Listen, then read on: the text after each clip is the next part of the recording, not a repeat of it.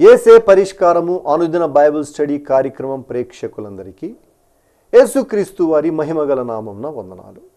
ప్రభువునందు ప్రియా దేవుని బిడ్డలారా, నేటి దినము డాక్టర్ కారుపాటి శ్యాన్సాగర్ గారి ద్వారా బైబిల్ స్టడీలోని వాక్య ధ్యానమును కీర్తనల గ్రంథము నుండి ధ్యానం చేసుకుందాం. మీరందరూ బైబిల్తోనూ నోట్బుక్తోనూ సిద్ధపడి ఉంటే డాక్టర్ కారుపాటి శ్యాన్సాగర్ గారు ప్రార్థన చేసి ఈ దినపు వాక్య పరిచర్య చేస్తారు. ప్రభువునందు ప్రియ దేవుని బిడ్డలారా, ఈ రాత్రి కాలపు వాక్య భాగం కొరకు ప్రార్థన చేసుకుందాం. దయచేసి తలలు వంచండి, ప్రార్థనలో ఏకీభవించండి. ఈ దినం 23వ తారీఖు. ఈ మాసంలో కేవలం 7 ఎపిసోడ్స్ ప్రభు అనుగ్రహించారు. 16 ఎపిసోడ్స్కు సహకారులు లభించలేదు, ఇంకా వారం దినాలు కనుక ప్రభువు కృప చూపి ఈ పరిచర్య కొనసాగించేట్లు ప్రార్థించండి. ప్రార్థన చేసుకుని వాక్య ధ్యానం ప్రారంభించుకుందాం. మమ్మలను మిక్కిలిగా ప్రేమిస్తున్న మా ప్రియ పరలోకపు తండ్రి, మీ పరిశుద్ధ గణనామమునకు వందనములు స్తోత్రములు చెల్లిస్తున్నాము.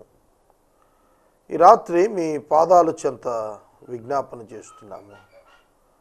నా నామమున మీరు నన్నేమి అడిగినా నేను చేస్తానని యోహాను సువార్త 14:14లో మీరు సెలవిచ్చిన మాట చొప్పున ప్రార్థిస్తున్నాము. ఈ మాసాంతానికి చెల్లించవలసిన సహాయం పంపించమని వేడుకుంటున్నాము.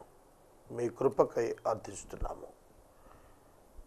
మా ప్రేక్షకులు వాక్యం చేత ఆదరించబడినట్లు సహాయం చేయండి. ఘనత మహిమ ప్రభావాలు మీరు పొందమని యేసు నామమున వేడుతూ ఉన్నాము తండ్రి, ఆమెన్. ప్రభువునందు ప్రియా దేవుని బిడ్డలారా, దయచేసి మీ పరిశుద్ధ బైబిల్ గ్రంథాన్ని తెరవండి. కీర్తనల గ్రంథము 3వ స్కందము 81వ సంకీర్తన, ఆసాపు కీర్తన మీ ఎదుట ఉంచుకొనండి. ఈ కీర్తనలో 16 వచనాలు వ్రాయబడ్డాయి. ఆసాపు ప్రార్థనకు జవాబు దొరికింది. ఆసాపు ప్రార్థనకు జవాబు దొరికింది. ఈ కీర్తన అతడు స్తుతి కీర్తనగా రాస్తున్నాడు. మన ప్రార్థనకు కూడా జవాబు దొరుకుతుంది విశ్వసించుట మనం నేర్చుకోవాలి. చదువుకుందాం. మొదటి వచనం నుండి. మనకు బలమై ఉన్న దేవునికి ఆనందగానము చేయుడి, యాకోబు దేవుని బట్టి ఉత్సాహధ్వని చేయుడి. ఆనందగానము, ఉత్సాహధ్వని అనే 2 పదాలు కూడా చాలా ప్రియమైన పదాలు.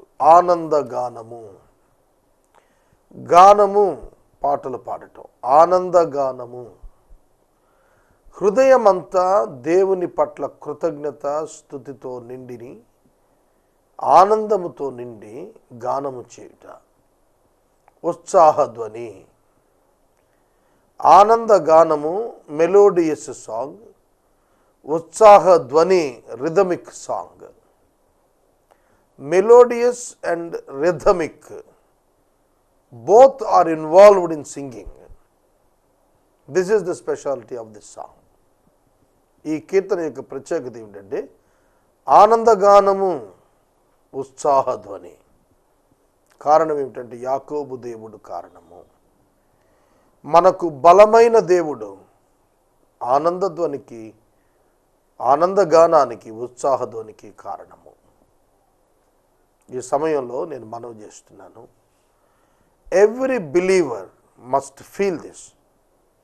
ప్రతి విశ్వాసి ఇది భావించాలి, ఫీల్ అవ్వాలి, అనుభవించాలి. దేవుణ్ణి మనం జ్ఞాపకం చేసుకున్నప్పుడు, దేవుని సన్నిధికి వెళ్ళి భారభరితంగా మొరపెట్టినప్పుడు ఆయన ప్రేమతో ఇచ్చే జవాబులు మన ఆనందగానానికి, ఉత్సాహధ్వనికి కారణమవుతాయి. నిస్సత్తువతో నిండిన జీవితాలు,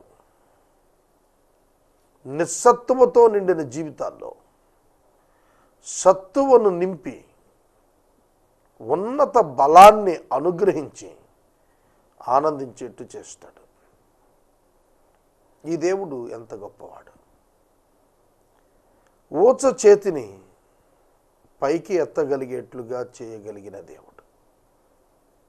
కుంటి కాళ్లను అద్భుతంగా శక్తినిచ్చి లేపి నిలిపి లేడి కాళ్ల వలె చేయగలిగిన శక్తిమంతుడు. ఊచ కాళ్ళు చేతులు కలిగిన వారు కాళ్ళు చేతులు కదపలేరు. అట్లాంటి వారు లేడి కాళ్ళ వంటి కాళ్ళు కలిగిన అనుభవం, గంతులు వేసే అనుభవం, దుప్పి గంతులు వేసినట్లు ఆనందంతో లేడి గంతులు వేసేటట్లు ఒక బలహీనుని చేత ఆనందం ధ్వని చేయించగలిగిన సామర్థ్యం ఆయన నామములో ఉన్నది. ఆయన నామాన్ని స్తుతించటం నేర్చుకోవాలి.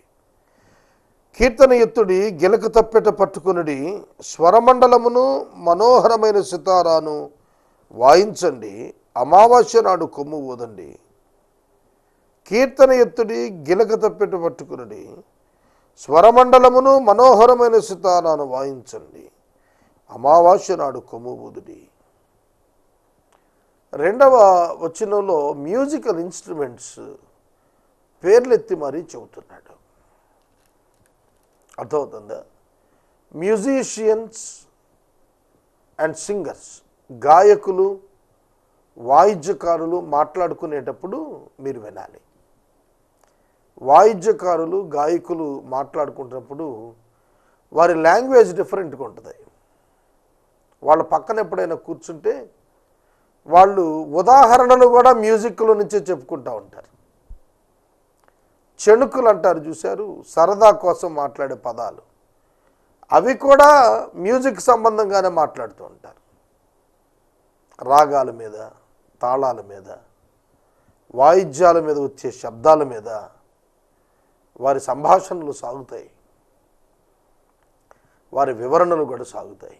అంటే ఇశ్రాయేలీయులు చక్కటి నాలెడ్జ్ కలిగి ఉన్నారు మ్యూజిక్ని గురించి. కామన్ పబ్లిక్ కూడాను ఆ దినాల్లో ఈ భక్తుడు చెప్పినటువంటి మ్యూజికల్ ఇన్స్ట్రుమెంట్స్ అన్నీ ఎరిగినవారు. అంటే ఒక్కసారి ఆలోచించండి, ఆర్భాటంతో వీరందరూ గానం చేస్తే, వారిలోని వాయిద్యకారులందరూ వాయిద్యం వాయిస్తే ఒక గొప్ప సంబరం. దాన్నే పండుగ అని వర్ణించాడు. అమావాస్య నాడు కొమ్ము ఊదుడి, మనము పండుగ ఆచరించు దినమున పున్నమ నాడు కొమ్ము ఊదుడి, అది ఇశ్రాయేలీయులకు కట్టడ. యాకోబు దేవుడు నిర్ణయించిన చట్టము, యాకోబు దేవుడు నిర్ణయించిన చట్టములో పండుగ దినానికి పున్నమ నాటికి ప్రాముఖ్యత లేదు. ఆ రెండు దినాలు ఆచరించుచూ ఉన్నప్పుడు ఆరాధన ప్రాముఖ్యం తప్ప దినాలు ప్రాముఖ్యం కాదు. దీనిలో ఉన్నటువంటి నియమాన్ని తెలుసుకోవాలి. మనం ఎప్పుడూ కూడాను ఏదైతే చేయకూడదు అదే చేస్తాం, ఏదైతే ఒప్పుకోకూడదు అదే ఒప్పుకుంటాం. పున్నమి నాడు అన్నాడు కాబట్టి పున్నమి నాడు పౌర్ణమి రోజున ప్రార్థన పెట్టాలి అనేవాళ్ళు బయలుదేరతారు. ఇక అమావాస్య నాడు అని అన్నాడు కనుక అంటే అమావాస్య రోజున ప్రార్థనకు బయలుదేరతారు. దాన్ని ప్రమోట్ చేయడానికి చెప్పలేదు ఇక్కడ, దాన్ని ప్రమోట్ చేయడానికి చెప్పలేదు. పున్నమి నాడు కొమ్ము ఊదుడి, ఒక విధంగా సైంటిఫిక్ రీజన్ కూడా ఉంది ఇక్కడ. అంటే full moon day night time వెలుతురు ఎక్కువ ఉంటుంది. ఎందుకంటే ఆ దినాల్లో విద్యుత్ దీపాలు ఇవి లేవు కనుక వారికి ఉన్నటువంటి వెలుగును వారు ఆ మూన్ లైట్లో ఆనందించటానికి, చూడండి ఇప్పటికీ కూడా మనం మూన్ లైట్ డిన్నర్స్ అంటూ ఉంటాం. మూన్ లైట్ డిన్నర్స్ అంటే ఎందుకు ఆస్వాదిస్తారు? దాని యొక్క వెలుతురు, ఆ చల్లదనంలో ఆహ్లాదకరమైనటువంటి స్థితి, ఆ ఎక్స్పీరియన్స్ కోసం చెప్పాడు తప్ప పున్నమి రోజున ఒక స్పెషల్, పౌర్ణమి రోజున ఇంకొక స్పెషల్ ఉందని కాదు అక్కడ అర్థం. స్పెషాలిటీ ఏమిటంటే ప్లెజర్ ఇన్ వర్షిప్, ఆరాధనలో ఉన్నటువంటి ఆనందం, ఆరాధనలో ఉన్నటువంటి ఆనందాన్ని అనుభవించడానికే వారికి ఈ విధమైనటువంటి నియమం, చట్టం ఏర్పరిచాడు. ఆయన ఐగుప్తు సంచారం చేసినప్పుడు యోసేపు సంతతికి సాక్ష్యంగా దాన్ని నియమించాడు. అక్కడ నేను ఎరుగని భాషను వింటిని. వారి భుజము నుండి నేను బరువును దింపగా వారి చేతుల మోత గంపలనెత్తకుండా విడుదల పొందెను. వారి చేతులు మోతలనెత్తకుండా విడుదల పొందినంటే విశ్రాంతి దినాచారం ప్రారంభం. విశ్రాంతి దినాచార ప్రారంభం 40 సంవత్సరాల ఆ అరణ్య యాత్రలో కూడా వారి మీద ఏ ప్రభుత్వం లేదు. వారి మీద శత్రు ప్రభుత్వం, ఫరో ప్రభుత్వం లేదు. వారు పని చేయాల్సిన పని లేదు. వారు చేతులతో కష్టపడి ఆహారం సముపార్చాల్సిన అవసరత లేదు. ఎందుకంటే ఆకాశము నుండి దేవుడు వారికి మన్నాను కురిపించాడు. దేవుడు వారికి విడుదలనిచ్చుటతో పాటుగా స్వేచ్ఛనిచ్చాడు. తానే పోషకుడే నడిపించాడు. ఉరుము దాగు చోట నుండి ఉత్తరం ఇచ్చాడు. మెరీబా జలముల యొద్ద ప్రజలు ఆయన శోధించారు. నా ప్రజలారా ఆలకించండి, నేను మీకు సంగతి తెలియజేస్తాను. అయ్యో ఇశ్రాయేలు, నీవు నా మాట విని ఎడల ఎంత మేలు. చూడండి, ఒక భక్తుడికి ఇతడు రాస్తున్న కీర్తనలో పలు సందర్భాల్లో పలు సమయాలు ప్రస్తావనకు వస్తున్నాయి. అయ్యో ఇశ్రాయేలు అని పిలుస్తూ నీవు నా మాట వింటే ఎంత మేలు అంటున్నాడు. ఈ పదం యేసుక్రీస్తు ప్రభువు యెరూషలేమును దర్శించిన రోజున వినియోగించినటువంటి పదం. అయ్యో యెరూషలేమా, అయ్యో ఇశ్రాయేలు, ఈ దినమునందైనా నీవు సమాధాన సంబంధమైన మాట విని ఎడల ఎంత మేలు అన్నాడు. దేవుని హృదయ ఘోష ఈ దినమందైనా, ఈ సమయమునైనా, నీవు ఏ సమయమునైనా దేవుని మాట విని ఎడల ఎంతో మేలు. దేవుని మాట వినుట వలన కలిగేటువంటి మేలు ఇన్స్టాంటేనియస్గా కనపడకపోవచ్చు మీకు, కానీ మీ జీవితకాలంలో దాని నెరవేర్పు చూస్తారు మీరు. ఇది మాత్రం మీరు మర్చిపోకండి. దేవుని మాట వినుట, దేవుని వాక్యమునకు లోబడుట, దేవుని చిత్త ప్రకారము జీవించుట వలన తాత్కాలిక లబ్ధి లభించలేదనే భావన మీకు కలగవచ్చునేమో, కానీ దాని ప్రతిఫలము, ప్రయోజనము మీ జీవితంపై కనిపిస్తుంది అనేది ఎంతో వాస్తవం. అన్యుల దేవతలలో ఒకటియు నీలో ఉండకూడదు. అన్యుల దేవతలలో ఒకదానికిని నీవు పూజ చేయకూడదు. 9వ వచనం ఒక ప్రాముఖ్య సత్యాన్ని తెలియచేస్తుంది. అదేమిటంటే ఇశ్రాయేలీయులు విగ్రహారాధన చేయకూడదు. ఇశ్రాయేలీయులు దేవతలను పూజించకూడదు. వారికి దేవుడు తనను తాను స్వయంగా ప్రత్యక్షపరుచుకున్నాడు. దేవుడే వారి మధ్యకు నివాసముండుటకు దిగి వచ్చాడు, ప్రత్యక్ష గుడారం ఇచ్చాడు. మందసం నుండి ఆయన సన్నిధి వారికి అనుగ్రహించబడుతూ వచ్చింది కాబట్టి వారు ఏ విధమైన విగ్రహారాధన అమలులోనికి తేకూడదు. దేవుడిచ్చిన 10 ఆజ్ఞలలో మొట్టమొదటి ఆజ్ఞ, నేను తప్ప వేరొక దేవుడు నీకు ఉండకూడదు. వేరొక దేవుడు ఉండకూడదు. జాగ్రత్తగా వినాలి. నేను తప్ప వేరొక దేవుడు ఉండకూడదు. వేరొక విగ్రహమును నీవు చేసుకొనకూడదు. పైన ఆకాశం అందే కానీ, భూమి అందే కానీ, నీటి అందే కానీ ఉన్న ఏ రూపమును నీవు విగ్రహంగా మార్చకూడదు. 2 చెప్పాడు. ఒకే దేవుడు, ఆయనే ప్రభు అయిన క్రీస్తు. ఆయన తప్ప నీకు వేరొక దేవుడు ఉండకూడదు. 1. రెండవది, ఏ విగ్రహం నీవు చేసుకోకూడదు, దానికి సాగిలపడకూడదు, దానిని పూజించకూడదు అన్నాడు. ఎవరికి చెప్పాడు? ఈ 10 ఆజ్ఞలు ఎవరికి ఇవ్వబడ్డాయి? అందరికీనా?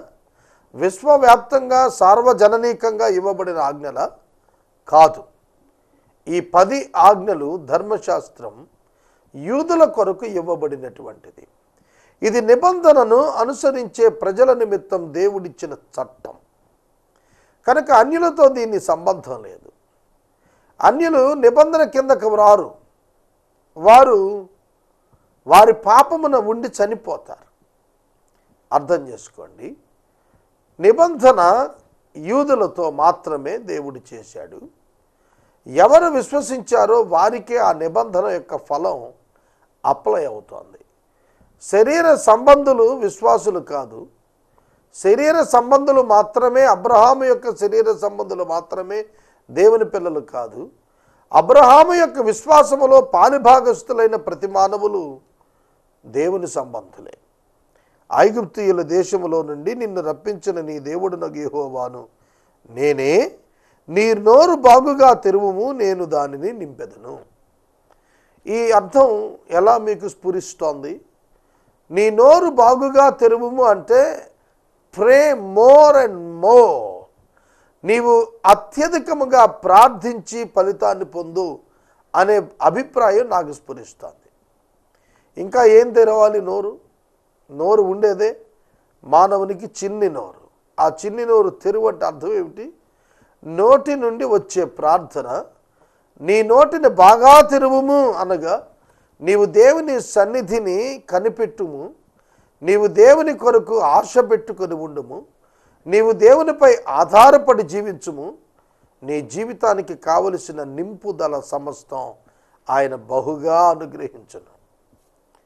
నేను మనవి చేస్తున్నాను కదా, ఈ మాసాంతానికి చాలా అవసరాలు ఉన్నాయని. ఇది నీకు నాకు ఒక సందేశం. We need to pray more and more. మనం అత్యధికముగా ప్రార్థించి ఫలితాన్ని పొందవలసిన వారంగా ఉన్నామని నేర్చుకుందాం. నీ నోరు బాగుగా తెరువుము, దానిని నేను నింపెదను. It is the promise of God. నేను దాన్ని నింపుతాను, వేరొకళ్ళు కాదు. దేవుని పిల్లల యొక్క బాధ్యత దేవుడే స్వయంగా తీసుకుంటున్నాడు, వేరొకరికి డెలిగేట్ చేయటం లేదు. ఒక తల్లి తన పసిబిడ్డ యొక్క బాధ్యత తానే స్వీకరిస్తుంది. తన బిడ్డను శుభ్రం చేయటం మొదలుకొని పాలిచ్చుట, పెంచుట, ఆడించుట, లాలించుట అన్నీ తనే చేస్తుంది. దాని యందు ఆమె ఆనందం అనుభవిస్తుంది. అలాగే దేవుడు మన యొక్క నోటిని నింపుట అనగా మన ప్రార్థనలకు జవాబిచ్చుట ద్వారా ఆయన తన యొక్క వ్యక్తిత్వం నందు తానే ఆనందించేవాడుకున్నాడు. అందుకే నేను దాన్ని నింపుతానన్నాడు. మనం భయపడక్కర్లేదు. ఈ మాట చెప్పింది ఎవరు? దేవుడు చెప్పాడు. ఒక తల్లి తన బిడ్డను పిలిచి, నీకు ఆకలైనప్పుడు నేను వండి సిద్ధపరిచి టేబుల్ మీద పెట్టిన ఆహారం తిను అని చెబుతుంది కదూ. అలా అబద్ధం చెప్పే తల్లి ఎక్కడ ఉండదు. నా మాట వినండి, కావాలంటే మీరు కనుక్కోండి ఎవరినైనా. ఈ లోకంలో ఉన్నటువంటి మానవులందరిలో కూడా, క్రైస్తవులే కాదు క్రైస్తవేతరులు ఎవరైనా అవనివ్వండి, భూమి మీద ఉన్న 800 కోట్ల జనాభాని మీరు ప్రశ్నించి చూడండి. మీ తల్లి మీకు ఆహారం సిద్ధపరిచానని ఎప్పుడైనా మోసం చేస్తుందా? ఒక తల్లి ఆ బలహీనురాలైనా పేదరాలైనా తాను బిడ్డకు ఆహారం పెట్టాను అని చెబితే ఆ బిడ్డ దాని నుండి ఆ తల్లి బిడ్డకిచ్చిన వాగ్దానం నుండి తప్పుకుంటుందా? తప్పుకోదు. మరి దేవుడు ఎందుకు తప్పుకుంటాడు? దేవుడు తాను ఇచ్చిన మాట నెరవేరుస్తాడు. ఆయనకి ఇష్టం. ఆయన పిల్లలకు అనగా ఆయన కొరకు నోరు తెరిచేవారికి, బాగా నోరు తెరిచేవారికి అనగా బాగా ప్రార్థించేవారికి, అధికంగా ప్రార్థించేవారికి, అధికంగా మొరపెట్టేవారికి ఆయన మేలు చేయక మానడు, జవాబు ఇయ్యక మానడు, వారి పరిస్థితుల నుంచి వారిని విడుదల ఇవ్వక మానడు. నీ నోరు బాగుగా తెరువుము. నీ కుటుంబంలో ఎటువంటి సమస్యలు ఉన్నాయో నాకు తెలియదు. చాలా సమస్యలు ఉండే ఉంటాయి. వాటి నిమిత్తం నీ మోకరించు. ఒంటరిగా నీ గదిలోనికి వెళ్ళు, నీ ముఖం కడుక్కో, నీ చాప వేసుకుని మోకరించు. ఎవరినీ దృష్టిని ఉంచకు. తలుపేసుకుని ప్రార్థన చేయటం ప్రారంభించు. నాకు తెలిసి ఒక తల్లి ప్రార్థన జ్ఞాపకం చేసి ముందుకెళ్తాను. ఆమె చనిపోయారు. ఆమె కుమారుడు ఇప్పుడు IAS ఆఫీసర్గా ఉన్నాడు. ఆమె ఒక secondary grade higher grade teacher, చాలా చిన్న ఉపాధ్యాయురాలు. పాఠశాల నుండి వచ్చిన తర్వాత 11-12 గంటలకు వచ్చిన తర్వాత మధ్యాహ్నం అంతా ఆ తల్లి గదిలో కూర్చుని తన బిడ్డల యొక్క అభివృద్ధి కొరకు కన్నీటితో సంవత్సరాలు ప్రార్థన చేసింది. ఆమె కన్నీటి ప్రార్థన దేవుడు ఆలకించాడు, ఆ కుటుంబాన్ని ఎంతగానో దీవించాడు. ఒక కుమారుడు IAS అధికారి అయ్యాడు అందులో. ఆమె ఈ దినాన చనిపోయింది, కానీ ఆ ప్రార్థన యొక్క ఫలం ఆ బిడ్డలతో కూడా ఉన్న కుటుంబాలు ఈనాటికి అనుభవిస్తున్నాయి. ఈ ఫలములో ఏ భాగం కూడా ప్రార్థించిన ఆమె అనుభవించలేదు. ప్రార్థించిన ఆమె చనిపోయింది. నేను మనవి చేస్తున్నాను, నీ బిడ్డలకు ఆశీర్వాదం రావాలి అని అంటే నీవు దేవుని సన్నిధిలో ఒంటరిగా మొరపెట్టడం నేర్చుకోవాలి. యేసుక్రీస్తు ప్రభు గెత్సెమనే వనానికి వెళ్ళి ప్రార్థన చేశాడు కదా. అలాగే ఒలీవల కొండకు వెళ్ళి ప్రతి రాత్రి కూడా ఆయన నోరు బాగా తెరిచేవాడు, అంటే ఎక్కువ ప్రార్థించేవాడు, బాగా ప్రార్థించాడు. ఈ రాత్రి నేను మనవి చేస్తున్నాను, ప్రార్థన నేర్చుకుందాం. ప్రార్థనకు భాషతో పని లేదు, ప్రార్థనకు కావలసినది హృదయమే. హృదయ భాష దేవునికి తెలుసు. నీ భాష పరిభాష పరిజ్ఞానం ఆయనకు అవసరం లేదు. నువ్వు కవిలాగా ఏమీ ఆయన సన్నిధిలో మాట్లాడక్కర్లేదు. అమ్మకి తన బిడ్డ యొక్క ఆకలి ఏ కోడ్ లాంగ్వేజ్లో మాట్లాడితే అర్థం కాదు, అవునా? చిన్న బిడ్డగా ఉన్నప్పుడు కేకలతో తెలియచేసిన బిడ్డ, ఎదిగే కొలది నత్తి మాటలతో ఆకలిని గురించి చెప్పిన బిడ్డ, ఎదిగిన తర్వాత మారాన్ చేస్తూ ఏడుస్తూ పలికినటువంటి స్వరం, పెద్దవారైన తర్వాత ఆర్ద్రతతో అడిగేటువంటి స్వరం, ఈ స్వరాలన్నీ తల్లికి కొత్త కాదు. ఒక తల్లే తన బిడ్డ యొక్క ఆకలిని గురించి ఏ విధంగా కమ్యూనికేట్ చేసినా తెలుసుకుంటుందో దేవుడు తెలుసుకోడా? దేవుడు జవాబిస్తాడు. అయినను నా ప్రజలు నా మాట వినకపోయిరి, ఇశ్రాయేలీయులు నా మాట వినకపోయిరి. నేను వారిని ఐగుప్తు నుంచి విడిపించాను, వారు నా మాట వినలేదు. వారికి ఆహారం ఇచ్చాను, వారు నా మాట వినలేదు. అయినను అంటే అర్థాలు అవే. వారికి నేను మంచినీటిని ఇచ్చాను, అయినా నా మాట వినలేదు. వారికి మాంసాహారాన్ని ఇచ్చాను, అయినా నా మాట వినలేదు. వారు వింటే ఎంత బాగుండేది. ఎవరికి బాగుంటుంది? దేవునికా? బాగుండేది దేవునికి కాదు, ఇశ్రాయేలీయులకే. ఇశ్రాయేలీయులు దేవుని మాట వింటే ఎంతో మేలు. ఎవరికి? వారికే మేలు.